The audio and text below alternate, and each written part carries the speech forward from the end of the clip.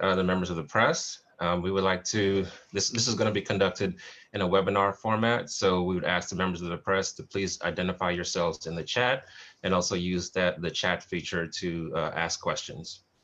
We'll compile these questions, and after the presentations, we will turn it over for a Q&A. Our country remains in the midst of the largest and longest running mass protests ever witnessed. Even though George Floyd's brutal murder triggered these protests, the outrage stems from a more deep-seated frustration that is hundreds of years in the making. More importantly, these protests stem from the desire to see meaningful legislative changes. In June, the activated people-led Virginia Coalition for Transforming Police formed to answer the call for legislative change. The coalition convened a series of listening sessions with over 500 people across the Commonwealth. And what we heard was that people wanted police involved in fewer issues. They overwhelmingly said that they didn't trust the police to change their own culture or hold themselves accountable. The result of those listening sessions is the Reimagined Police Package. This comprehensive list of legislative priorities has garnered support from over 50 advocacy groups such as Justice Forward, the American Civil Liberties Union, and other nonpartisan organizations and religious institutions across the Commonwealth. The legislative priorities aim to reduce police responsibilities and budgets and transfer non-criminal offenses to organizations that are better suited to handle people experiencing mental health crisis or emotional trauma, while also prioritizing the sanctity of life. The Reimagined Police Package also aims to improve the quality of the men and women that are allowed to wear the badge and bolster transparency and accountability mechanisms by placing more control into the hands of the communities they serve. We demand that our legislators defund our police and put that money into programs that uplift underserved Black and Brown communities, such as affordable housing, education, teachers, counselors, drug and alcohol treatment, mental health programs, and homelessness prevention programs. We demand greater transparency and civilian oversight at all levels, including empowering local governments to create civilian review panels that can conduct independent investigations. We also demand more robust use of force standards and greater accountability, such as ending qualified immunity and more reliable decertification standards. And finally, we demand police to be taken out of our schools because our Black babies' lives matter too. We all want orderly and safe classrooms, but no one should want or expect our law enforcement to become entangled in disciplinary issues that should otherwise be handled administratively. School resource officer programs nationwide have rocketed the school to prison pipeline into hyperdrive, and Black and Latinx children are paying dearly. Changing the standards of conduct not alone won't be able to produce the results that we seek. For example, in Fairfax County changed its memorandum of understanding with the police in 2018. Yet 2 years later, data showed that these regulations were not being followed and hundreds of Black and Brown kids were still being charged with crimes such as disorderly conduct, trespassing, larceny, and assaults. We're not just marching to get justice for George Floyd and Breonna Taylor. We're marching also to prevent the next George Floyd and the next Breonna Taylor. We strongly urge Governor Northam and the members of the Virginia General Assembly to take bold and decisive actions during the August special session to address the recommendations in the Reimagined Police Package. With that, I will now pass it over to Ashna Khanna of the ACLU. Hi, everyone. My name is Ashna, and I'm the Legislative Director for the ACLU of Virginia. And I feel very privileged to introduce a fellow steering committee member of the coalition, Latanya Wallace, who is a Hampton Roads activist, founder of the Abu Unity Foundation, and a Reimagined Police Steering Committee member. She has been inspirational to me, and I'm very happy for her to introduce the next speaker. Good morning. Again, my name is Latanya Biz Wallace, and I will be introducing the next speaker, Lavana D. Moore Davis. And I will be speaking on her behalf as well because she was not able to attend due to a conflict with the work schedule. Now, Miss LaVonna Moore David is an authoress. She's a native of Newport News. She served in the U.S. military for 21 years and is currently a project manager in Augusta, Georgia. She possesses numerous degrees to include an Associate of Applied Science and Intelligence Operations, a Bachelor of Arts in Terrorism Studies, and a Master's in Business Administration. She plans to pursue a doctoral degree in education with aspiration of establishing her own STEM charter school in the state of Georgia.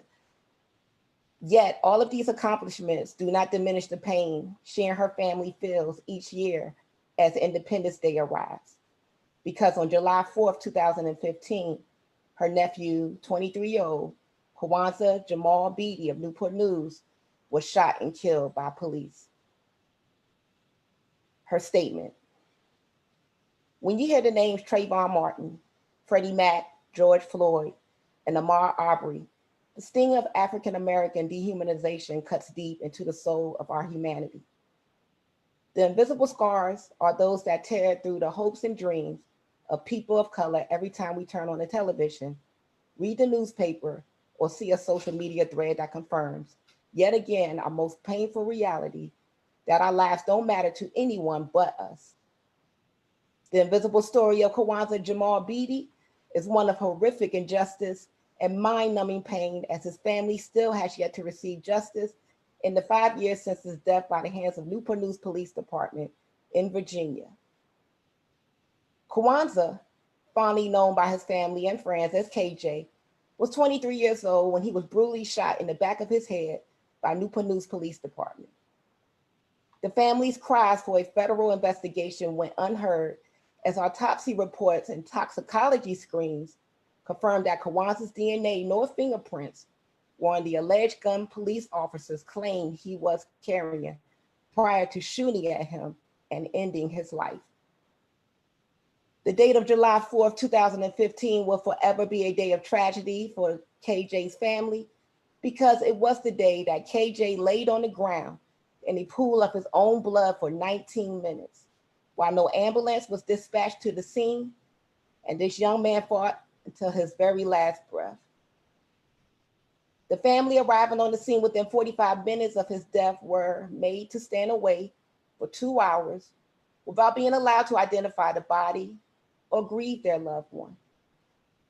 KJ died alone because his life didn't matter to those who have been sworn to serve and protect. The PTSD the family experienced is the same PTSD that our youth face every day in an environment where they are constantly reminded that their lives don't matter by people who don't live in their neighborhood, understand their challenges, or look like them. As the family searched for answers, conducted news interviews, and hired a lawyer trying to get understanding, but most of all, justice for KJ, the police officers proceeded to publish 4 different versions of a horrific story, all of which continue to pursue the dehumanization and character assassination of Kwanzaa, who was no longer in a position to speak for himself.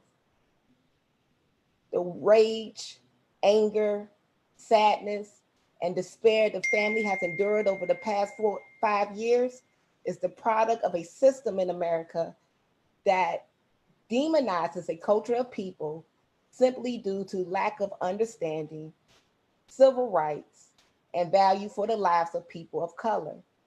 The increased patrolling of urban neighborhoods, cops in schools, racial profiling, inequality throughout the judicial system have very little to do with the crime in these areas, and everything to do with continuing to subdue a people who already bear unbearable,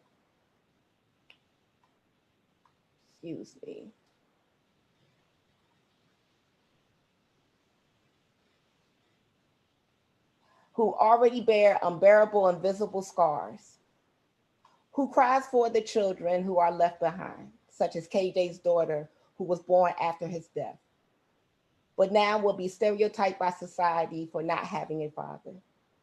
As the family of KJ continues to organize peaceful protests, establish nonprofit organizations, and ultimately pursue justice for his life and legacy that was taken too soon, we must stand together and start to take back our communities and defund the system that has enslaved and continues to murder us. Now, with that statement, I would like to reintroduce Ashna as she brings on our next speaker. Thank you, Latanya, and thank you for sharing that statement. I think it's right about time that we, change needed to happen yesterday and years ago. And so I am proud to introduce Princess Blanding, sister of late Marcus David Peters and co-founder of Justice and Reformation. She's been a phenomenal advocate calling for justice and police reform for many years. With that, I introduce Princess Blanding. Thank you. Again, my name is Princess Blandon, and I am the sister of the late Marcus David Peters, an amazing Black man who was murdered by a Richmond police officer on May 14th, 2018, while Marcus was unarmed, completely undressed, and experiencing a mental health crisis. I joined this virtual press conference today to speak on why we must create the Marcus Alert system statewide to be in place, and why it is extremely important for us to do away with qualified immunity and move forward with concrete legislative changes that support police accountability, legislative changes that support community safety and care first and always. The Marcus Alert system will call on mental health experts to be the first responders to a suspected or confirmed mental health crisis, along with a peer recovery specialist who has lived experience and a police officer who will only, and I say it again, who will only be present to serve as backup in the event that the scene becomes unsafe or unstable. It is very important for us to understand that the mental health professional will take the lead, that the police officer will only be equipped with non-lethal force. The police officer will receive extensive training in de-escalation techniques and the use of non-lethal force. The officers who are part of the community care team for the Marcus Alert system, this team of mental health responders will not wear any police uniform, nor will the team travel in a police vehicle, as we understand that these could be triggers for a person experiencing a mental health crisis. We must not forget about our community members who have other disabilities, such as autism. The Marcus Alert system will be a life-saving system for them as well. The Marcus Alert system will ensure that having a mental health crisis does not result in police brutality, does not result in unjust incarceration, and that having a mental health crisis does not result in a death sentence. As evident by Marcus David Peters being completely undressed and unarmed while experiencing a mental health crisis, I say to you, our Virginia state legislators, Marcus David Peters deserved help, not death. The only weapon that Marcus David Peters was armed with during the time of his murder was his Black skin. Due to the deep systemic racism embedded in our society, within our criminal injustice system, even the Black officer that took Marcus's life so easily demonized and dehumanized my brother, while feeling justified in his actions to escalate the situation with a gun in one hand and taser in the other. I say to you, Marcus David Peters feared for his life, but there was no protection for him and countless other Black lives unjustly taken by those sworn to serve and protect. The Commonwealth attorney at that time of Marcus's murder, Michael Herron, directly told my family and I that the officer should have escalated the situation and that he would have done the same thing. Former Richmond Commonwealth attorney Michael Herron ruled my brother's murder a justifiable homicide. My family and I, along with the Richmond community, demand that the current Commonwealth attorney, Colette McEachin, reopen Marcus David Peters' case to give him a second chance at justice.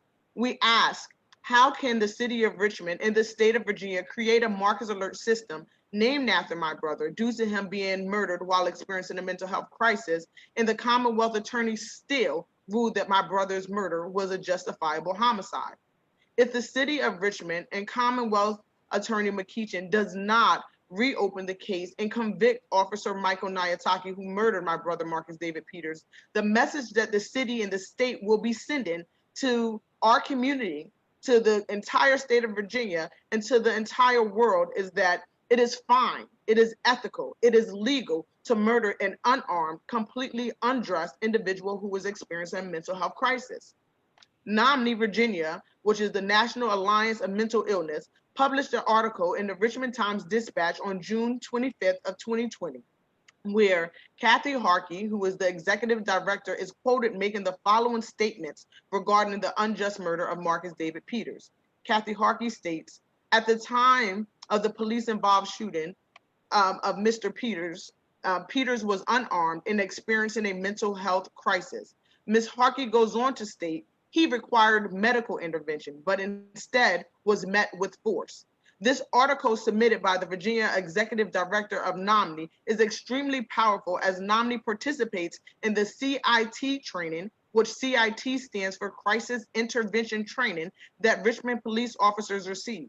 The same 40-hour training that the police officer that murdered my brother Marcus David Peters received. But because of qualified immunity, this officer still has not been held accountable for the unjust murder of Marcus David Peters. The American Association of People with Disabilities included Marcus David Peters' name to a list of Black disabled people who were killed by the police. Time magazine published an amazing article entitled Black and Disabled People at Risk in Police Encounters. This July 2020 edition featured Marcus David Peters' story.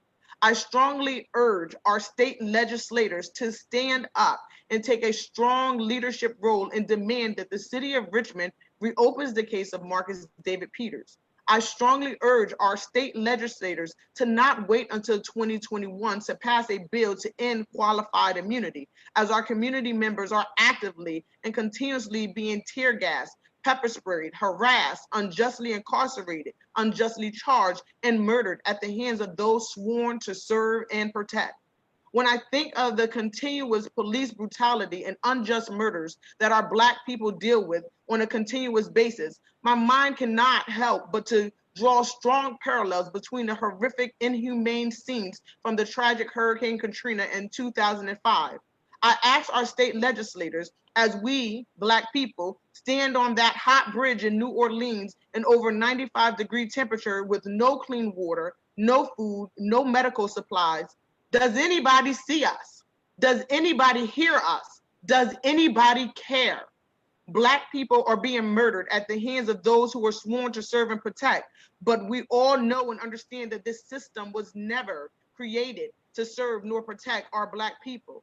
And no one in positions to take the well-needed legislative changes to ensure that Black liberation matters is doing anything. The time is now, not tomorrow.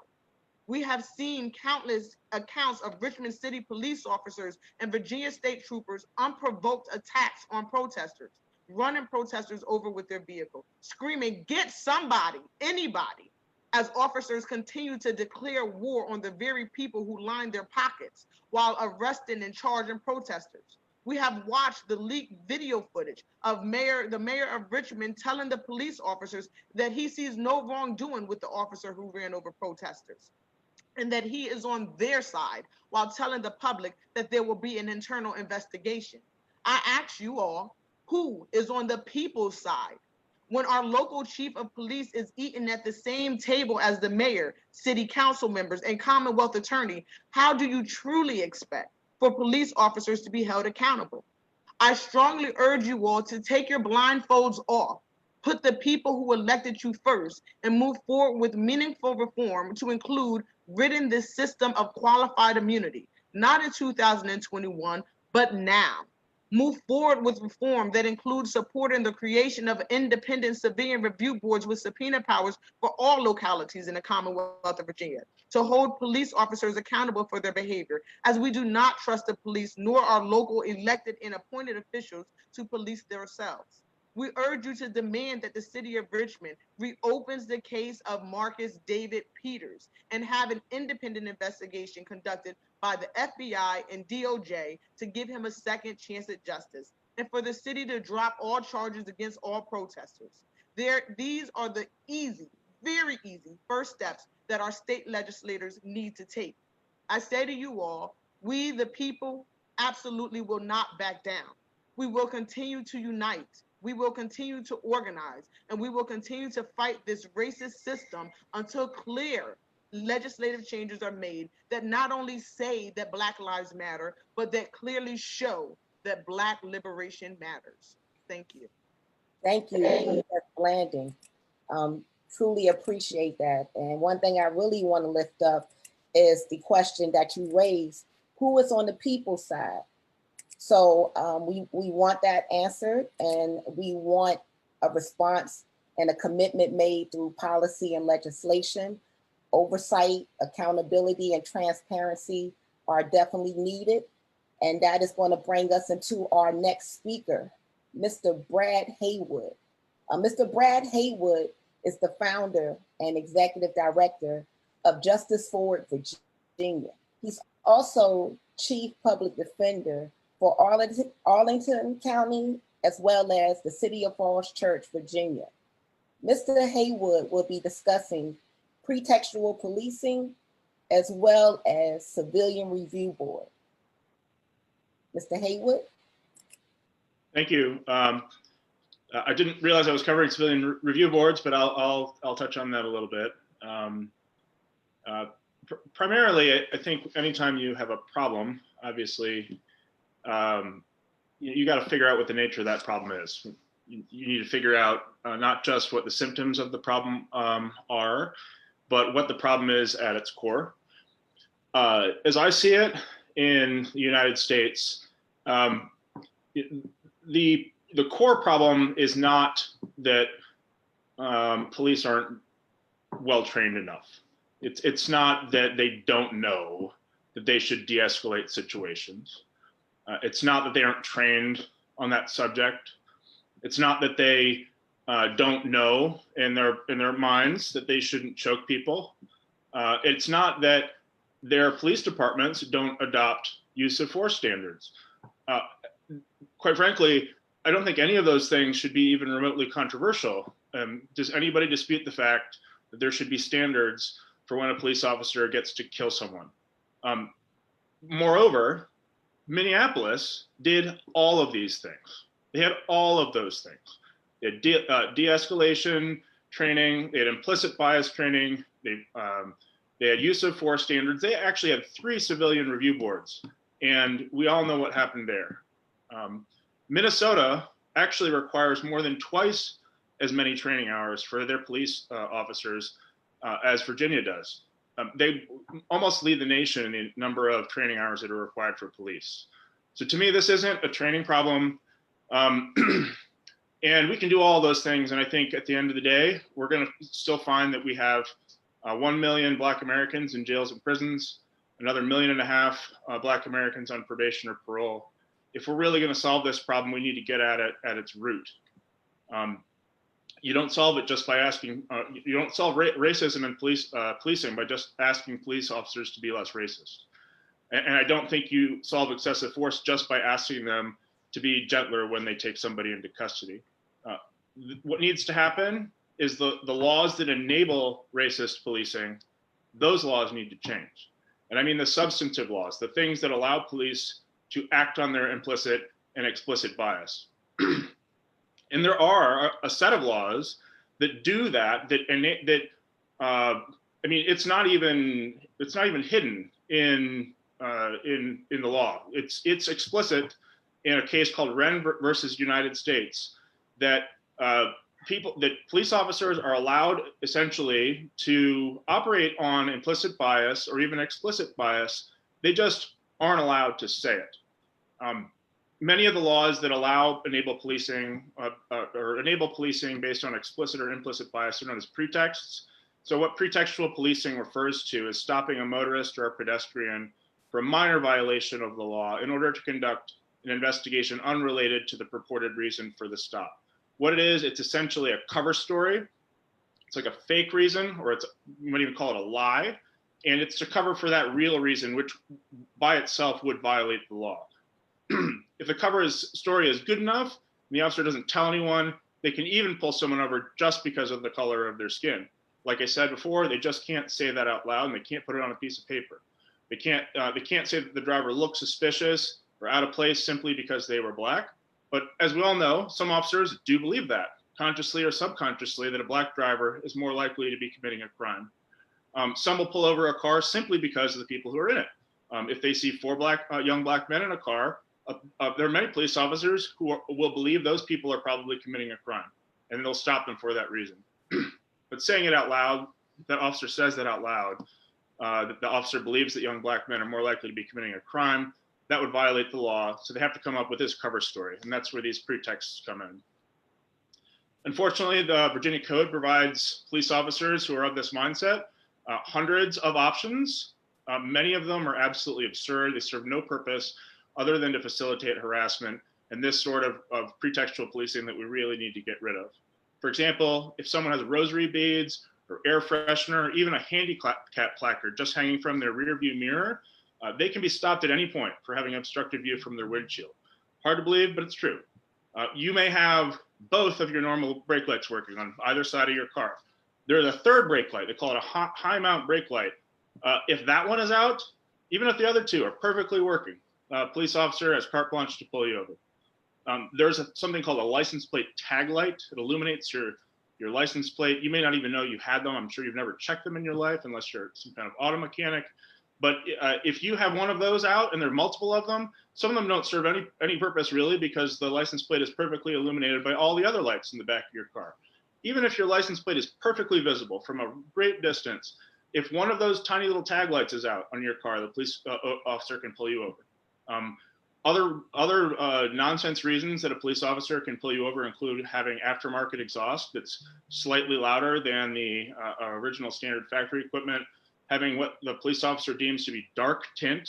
And then I think the one that most people know about, and I think might be the most nefarious, is the odor of marijuana. And that remains a grounds for stopping somebody on the street or in their vehicle, even after decriminalization.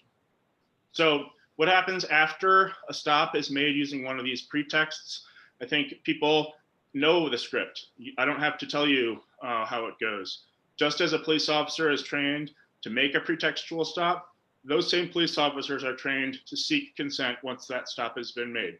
They're taught to create an atmosphere of compliance, to compel the individual they've stopped to feel intimidated, to feel like they have no choice. And then once they ask them to consent to the search of the car, that driver very frequently, if not almost always, consents to that search. And this is essentially the entire game plan for pretextual policing. The surest way to reduce instances of force against Black Virginians, in my mind, is not to spend more time training police officers. What it is, it's to get rid of these reasons that enable police officers to interject themselves into the lives of Black Virginians who truthfully have done nothing wrong. We need to reduce unnecessary contacts with police. Think about some of the cases that you've heard, the most famous cases in America that they've gotten the most press. Samuel DuBose, Sandra Bland, Philando Castile, all of those started with a traffic stop for someone who had done little or nothing wrong. You may have heard this statistic, but in the 13 years before Philando Castile was shot to death by police, it was reported that he had been stopped at least 52 times, mostly for minor traffic and equipment violations. If you eliminate these stops, eliminate the basis for these stops for minor equipment and traffic violations, you will dramatically reduce the number of unnecessary police encounters. Other legislative fixes include creating a suppression remedy. So basically, if somebody is stopped and they believe that it was based on the color of their skin and it was a pretext, they can move to have the evidence excluded if anything was found in the car, maybe even move to have a civil sanction against the police officer. We could also place restrictions on consent searches so that if a police officer pulls you over for a traffic infraction, they're prohibited from asking for consent to search your vehicle. Why are they allowed to do that in the first place? I mean, it's just incentivizing the exact type of behavior we want them not to engage in. And by doing so, I think if we get the police out of the business of racist pretextual policing, you eliminate a main source of distrust among people and communities of color. In my life that I can be aware of, no police officer, I've been pulled over plenty of times, I don't know, 2 dozen times in my whole life. No police officers ever asked to search my car. And I tell you what, the first time that happens, if it ever happens, I doubt it will, but I can only imagine the damage that does to that. I think the standing in which you hold that officer and that department who's done that to you, who instinctively sees you as a threat, who sees you as somebody who is likely to be committing a crime. I don't think white people honestly think about this enough, just how damaging that can be to one's psyche, and that can be to the trust between the police department and the community that they're supposed to be serving. So there's a lot that can be done. In our estimation, this is one of the places we absolutely have to start. It's one of the most racist practices that police regularly engage in, and it's something that can be dealt with this session, and it shouldn't wait any longer. That's all I have to say. Thank you. Thank you so much, Brad. I appreciate you really laying that out here, and something that, just again, to lift up something that you said, that it isn't a training problem, but if we want to actually solve the problem, we need to solve the laws and change the laws that enable racist policing. And we can no longer wait, and we can no longer be silent. It should happen in special session and not till 2021. And with that, I would like to introduce Teresa Quito Dickerson, who is a Loudoun County activist, a coalition steering committee member, and a board member of the Activated People, and who will be reading Tina Williams' testimony and introducing Tina. Thank you very much. I'll be reading for Tina Williams, whose testimony around SOR officers. Tina Williams is serving as the Fairfax County Federation of Teachers president since June 1st, 2017. She has worked as a school counselor with the Fairfax County Public Schools since 2001. Tina has 2 adult daughters who attend the Fairfax County Public Schools. Her statement is as follows. Research shows police presence in schools negatively impacts students and shifts school culture from learning and support to criminalization and discipline of students for minor infractions. Tina Williams, president, Fairfax County Federation of Teachers, goes on to say, over the years, schools have increased presence of the law enforcement, which negatively affects students of color, criminalizes Black and Brown students, and perpetuates systematic racism. We're calling on Fairfax County Public Schools to eliminate law enforcement officials in our schools and to shift the funding towards increasing mental health services to support students, which will help transform our schools into welcoming and safe environments. With that, I will turn that back over to LaTanya.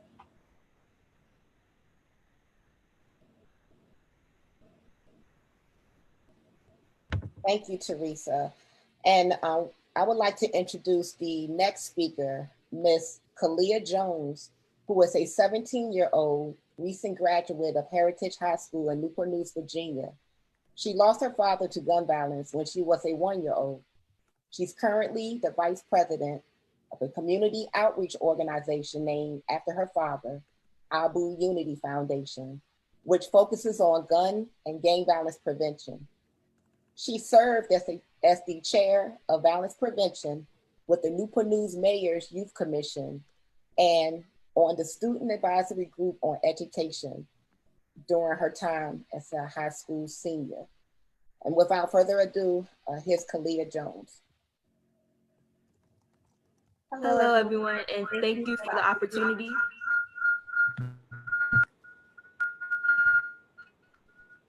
Is that echo?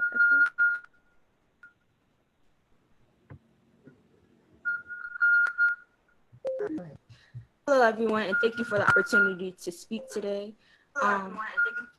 So I will be speaking on SROs. With the increase of school shootings across the nation, there was a decrease in safe spaces for children of color and children like me because there was already gun violence in our communities, and then gun violence shifted into the school building, which was one of the only safe spaces we had. And with the increase in fear of going to school and in our community came an increase of police presence in our community. So police presence started in our communities, and then it shifted towards in our school buildings. There were police officers in the hallways, one or two were standing in the main foyer area of our school building, and there was a police car always present outside of our school building, and this was for me in high school. Along with this came random searches. So before not every school day, before school, on certain days, random days not discussed with us, during class, and coming off of the school bus in the morning at random times on random days, there will be searches where students will have to stand outside in a line at one of the two entrances to our school building, and we would have to open all of the pockets of our book bag and have those searched by security officers, and then we would have to walk through a metal detector, and if something on us like a belt buckle or metal buttons or a keychain set off the metal detector, then we would have to be wand searched before we're given our belongings back. And with that, some things were found in the bags of students, and so those searches increased because students were bringing weapons to school, not for them to be discharged in school, but because outside of school, when they were on the bus and coming off the bus, they were facing violence in their community. Fights that could not be de-escalated by security officers and other administrations.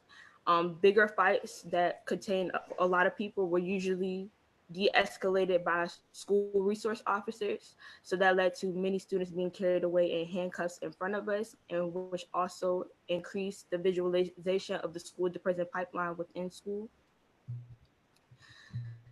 This then led to a lack of enthusiasm, a lack of pleasure in coming to school for some students because they did not want to be searched. They were frequently stopped by security officers, and there was just a unsafe and untrustworthy environment created within the school system with the presence of SROs.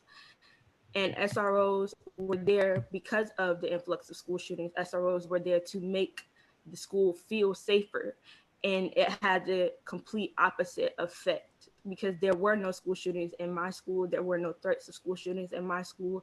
And the student population didn't feel safer because there was already a distrust within our communities with police officers, because we've seen our parents or our siblings go through pretextual stops with police officers. We've had stop and frisk incidents. And so there was already a deeply rooted distrust in the police officers. And then to have them move into schools to further perpetuate those things foster a deeper distrust with officers in school. With that being said, the SRO program, even though it was created to make us feel safer, it had the complete opposite effect. And so I would call for the removal of SRO programs within schools, with the replacement of them with counseling and trained mental health professionals who can de-escalate situations from a standpoint of mental health, because we're dealing with children who have been through a lot of things, who are struggling with a lot of things. And so their behavior comes out as disruptive, and it comes out as insubordinate when really they need mental health treatment and mental health care. And so with that, I will pass it back to our moderators. Thank you so much, Kalia. Those were some, I think it's really important to take what you said and say, guess what? SROs are not making students feel any safer, and that needs to change now. And that needs to change with legislation now. And so with, enough is enough, and enough Black and Brown lives have been lost, and enough communities have been devastated by these daily interactions. And so with that, I would like to now introduce Jeffrey P. Caesar, who is a TAP board member, an organizer, an activist, and the statewide field director for 360 Campaign Consulting. He's also a Fairfax, Virginia native and a Virginia Commonwealth attorney, Virginia Commonwealth University alum. Jeffrey was the friend and brother of the late Bijan Gazier. Without further ado, Jeffrey, thank you.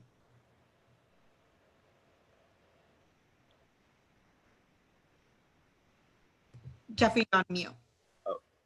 Thank you so much, Ashna, for that, for the introduction, and thank you everyone for showing today for this press conference, and for the press for showing up.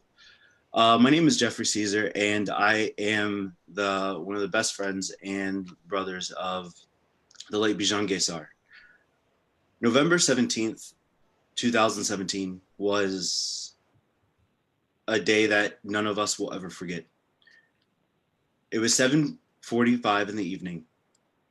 Bijan Gaysar was rear-ended by an Uber driver. Per Uber protocol, his car was fine. He drove a Jeep. The car that rear-ended him wasn't injured. No one was hurt. They decided it was okay. He kept driving. Young lady in the back seat called the police. And the police officers, it was right on the GW Parkway. A few minutes later, the park police found his car. It had a personalized license plate that said his name, Bijan. If anyone has driven, all of you, I'm sure, have driven on the GW Parkway and know that this is a very narrow road. There's nowhere to actually pull over. Bijan kept driving. He was looking for a safe place to pull over. He wasn't speeding. He was using his signal.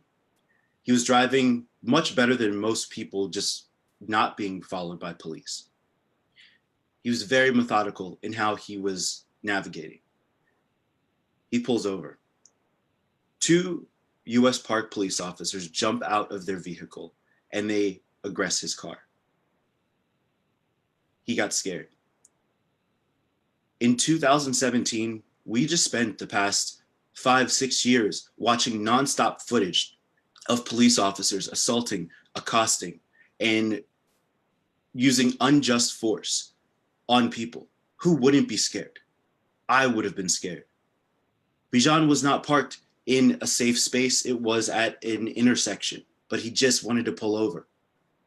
He pulls off and drives into the next neighborhood. He pulls over to a stop sign where the 2 park police officers jump out, cut him off, and pull out their guns. They shot Bijan. They discharged 9 rounds at his face. 4 of them in his head, 2 of them in his wrists as he tried to cover his face. Bijan was terrified. Bijan was a peace activist. He hated guns. Everybody who knew Bijan knew he hated guns.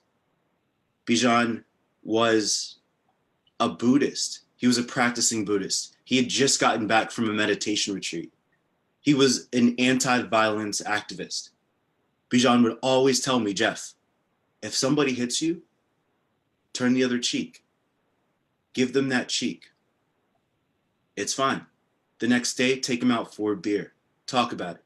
Either you'll find out you did something wrong or they projected on you. But violence is never the answer. To have someone with this ideology being met with that fate and be perceived as a threat is absolute insanity. Bijan was shot and the police officers and brought to Fairfax Hospital. A few hours later, his family was alerted. The cops came undressed in the uniform, showed up at their door. They said your son was involved in a shooting. They never said it was a police shooting. They never said Bijan was the victim. It was just crazy because this kid didn't even like guns. How was he involved in a shooting? When did this happen? How did this happen? He lived in McLean. He did taxes, you know? So they go to the hospital. His sister flies in and brother-in-law fly in from Pittsburgh. They go to the hospital and immediately they're met with abject racism. The Gaysars are Iranian family. The police officers wouldn't allow the Gaysars to go into the room to see their child. Nobody knew what was going to happen. Nobody knew if he was going to live or if he was going to die. They couldn't even see him. The officers were rude in Fairfax Hospital. They had closed off the entire wing because they knew something was wrong. The chaplain came in to do some prayers over over Bijan, as they didn't know when he would, if he would pass on. But the officers assumed that he was Muslim and wouldn't allow the chaplain to come in and lay hands and pray on Bijan. They didn't ask. Bijan was a Buddhist. And so it's at every single step of the way, they obstructed justice. They obstructed information flow. They shut all forms of accountability from the jump. A few days later, they switched over from the Park Police to the FBI because the Park Police is under federal guidelines for the national parks. And from there, all accountability even got further erased. 10 days later, on the 27th, Bijan passed away. He was brain dead, and there was nothing you could do. Bijan was a young, healthy 25-year-old man who had everything to live for, and his life was taken away for nothing. Following the murder of Bijan, we protested. We showed up. We went to the Lincoln Memorial. We went to the Park Police headquarters. Senator Eleanor Norton, Senator Don Byers came to the forefront. Scott Somerville came. They inquired to find out why exactly there has been no answers. The officers' names, Vineyard and Amaya, were not released until 8 months later. They refused any footage, and it took coaxing from the chief of Fairfax County Police, who had the actual footage because their cars showed up as backup. They released the footage and had it put out. Otherwise, we still wouldn't know what was going on. You still wouldn't have had you still wouldn't have had a picture. The footage is available on YouTube. Go check it out and see how unjustified this murder was. See the undue force that they placed on Bijan Gaysar. It is clear, cut, and dry. This shouldn't have happened. And just like the majority of shootings and unjust and undue force, these police don't care. They came out with a vengeance. They jumped out of their car ready to do something. This wasn't about, I was afraid, I was scared. Bijan did not pose a threat. Bijan was very careful and very peaceful. They created something in their head. It was insanity. And these police officers are still being paid. It took 8 months for the FBI and the US Park Police to even recreate a crime scene at the corner of Fort Hunt Road where the shooting occurred. How? Have you ever heard of it taking 8 months to recreate a crime scene? What evidence are you going to find? So moving forward, it is 2.5 years later, and Bijan's murderers are still working. They're still getting paid by tax dollars. There's still no accountability in the service. We need unqualified immunity gone. We cannot have any more people dying like this. This is a shame, and this looks bad. The entire world is watching, and Virginia needs to set a precedent and keep moving forward to push forth the efforts of transforming police and work hard in this special session to make sure that our America is safe for all Americans, and that the police or whoever is in charge of making sure that we are safe do just that. Stop killing us.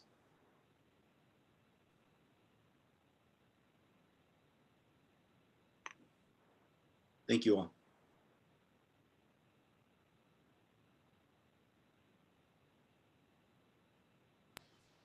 Thank you, Jeffrey. Now we're moving on to our next speaker.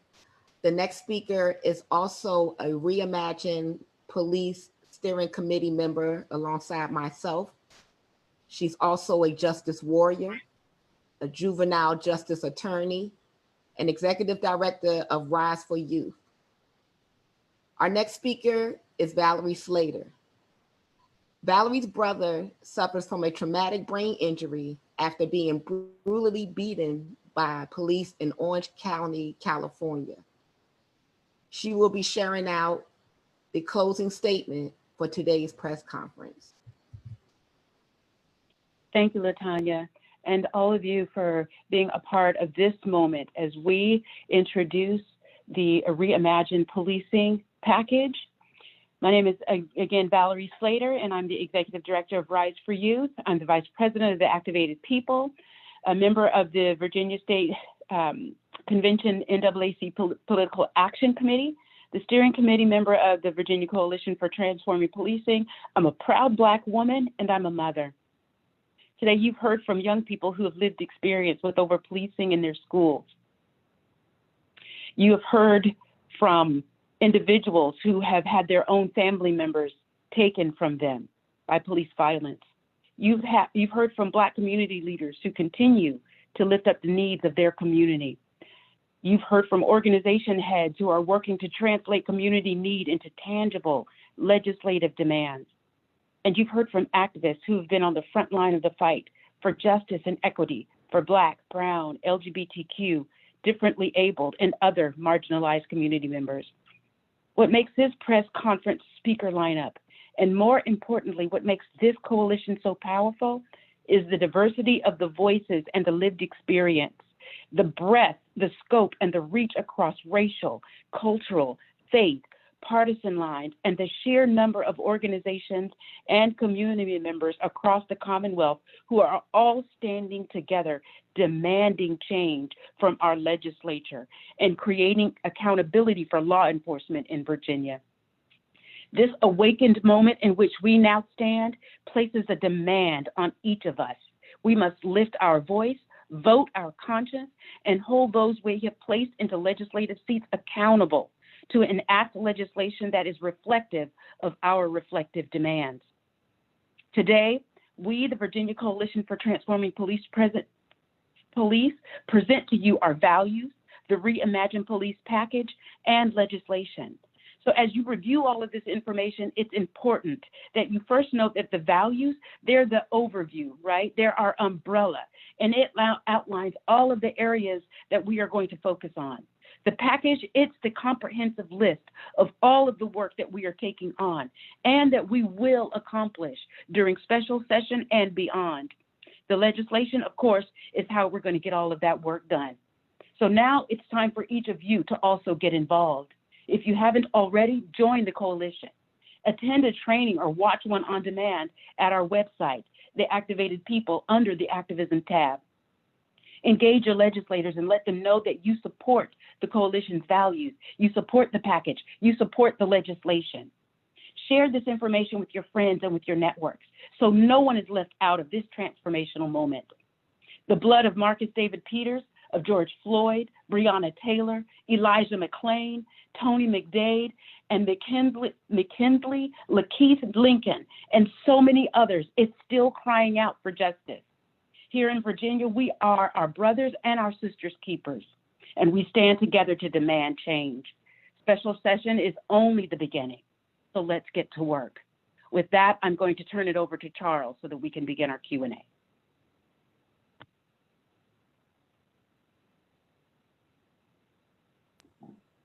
Thank you, Valerie. So with that, myself, Charles Brown, steering committee member for the Activated People, and Teresa will be answering questions from the press in the chat feature for Zoom. So if you have any questions, please type them and put them in the chat, and we will answer them as follows.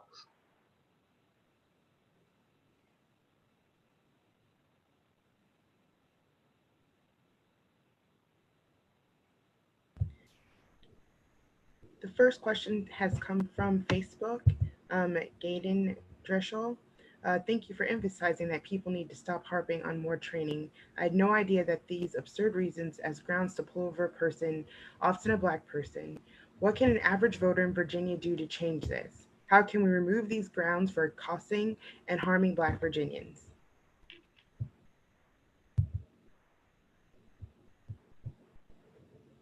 I can chime in if you'd like.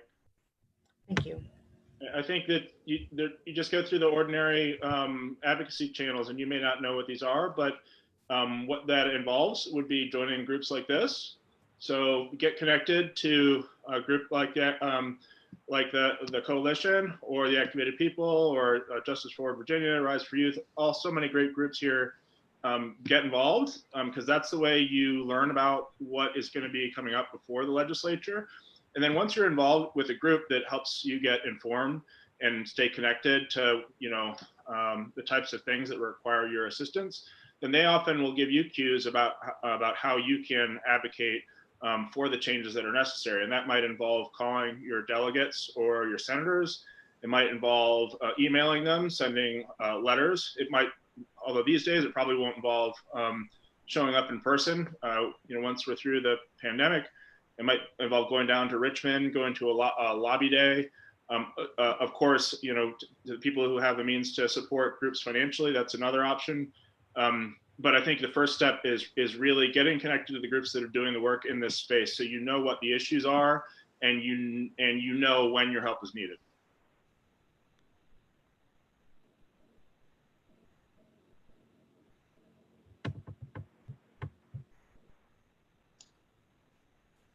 If I could also just add that I know we're spending a lot of time focusing on the General Assembly right now because we are preparing for a special session. But you could also, a lot of policing is handled locally. Majority of the money does come from local taxes and things like that. So you can also directly impact your policing by reaching out to your local elected officials and specifically your public safety chair of your local government.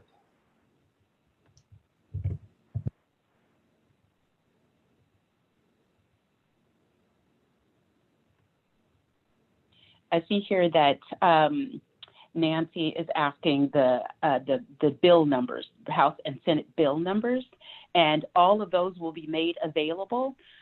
Very shortly, you will be able to go to the Take Action tab on the Activated People, and you will be able to see that list of bills. We will have them there for you.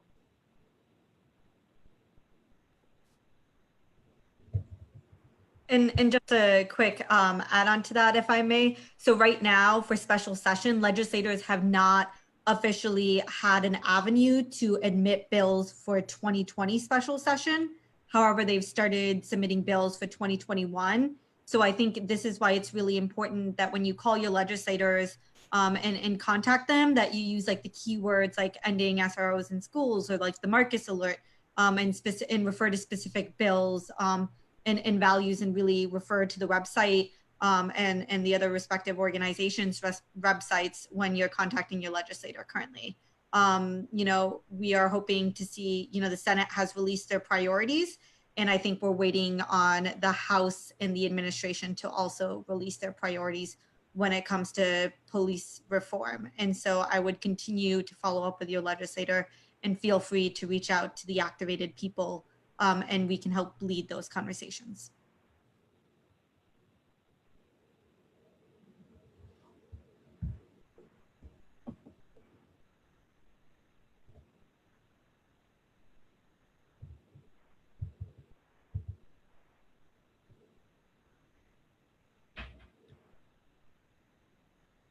If there are any more questions, while we're waiting for them, while we are watching them come in, we want to say to learn more and to remain engaged, go to the activatedpeople.com/reimagine police package. And that will take you to our package, that will take you to our press release for today, that will take you to all of the information that we've been mentioning. We will link back to any of the Senate and House bills, etc. And also, if you would like to get in contact with us, please email us at transformpolice@gmail.com. That's transformpolice@gmail.com. And also, Attention Media, for all questions, please email transformpolice@gmail.com. We will follow up with you with the press release information and all the contact information in which to follow up with.